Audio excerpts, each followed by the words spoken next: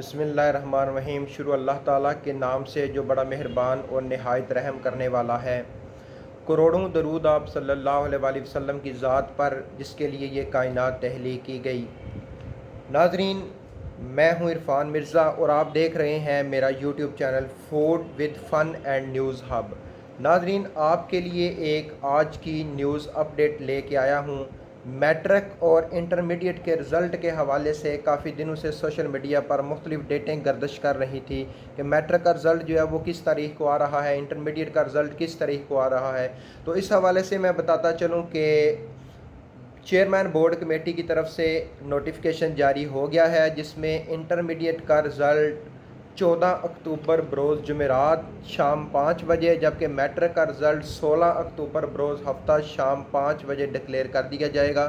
جی ہاں ناظرین، انٹرمیڈیٹ کا رزلٹ جمعرات 14 اکتوبر اور میٹرک کا رزلٹ ہفتہ 16 اکتوبر کو اناؤنس کر دیا جائے گا۔ تو اس میں جو کمیٹی نے جو فیصلہ کیا ہے، جو نوٹیفیکیشن کے اندر پالیسی بنائی گئی ہے، اس میں یہ چیز واضح کی گئی ہے کہ جن بچوں کے نمبر 33% سے کم ہوں گے ان کو گریس مارکس دے کر پاس کر دیا جائے گا۔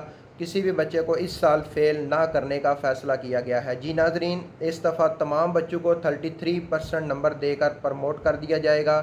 اس کے علاوہ اوورال مجموعی طور پر ایوریج نمبر جو بنیں گے اس کے اوپر 5% نمبر اضافی شامل کیے جائیں گے۔ جی ہاں ناظرین، اس دفعہ مجموعی پرسنٹیج کے اوپر ٹوٹل 5% اضافی نمبر جو ہے ہر سٹوڈنٹ کو دے دیے جائیں گے۔ اس کے علاوہ پھر بھی جو سٹوڈنٹ سمجھیں گے کہ ان کے نمبر کم ہیں، ان کے نمبر زیادہ آنے چاہیے، تو وہ بھی پریشان نہ ہوں۔ اس کے لیے بھی بورڈ نے اسپیشل امتحان کنڈکٹ کروانے کے لیے ڈیٹس اناؤنس کر دی ہیں۔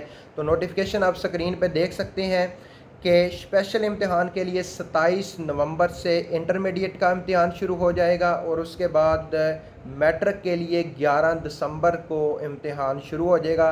اس میں ایسے اسٹوڈنٹ جو سمجھتے ہیں کہ ہمارے نمبر کم آئے ہیں، ان کے نمبر زیادہ آنے چاہیے، تو وہ اس اسپیشل امتحان میں دوبارہ اپیئر ہو کے اپنی ڈویژن امپروو کر سکتے ہیں۔ یہ تھی آج کی نیوز انٹرمیڈیٹ اور میٹرک کے رزلٹ کے حوالے سے۔ ناظرین، میرا چینل سبسکرائب کیجئے تاکہ آپ کے پاس مختلف اپڈیٹ پہنچتی رہیں۔ تو عرفان مرزا کو اجازت دیجئے۔ اللہ حافظ، بہت شکریہ۔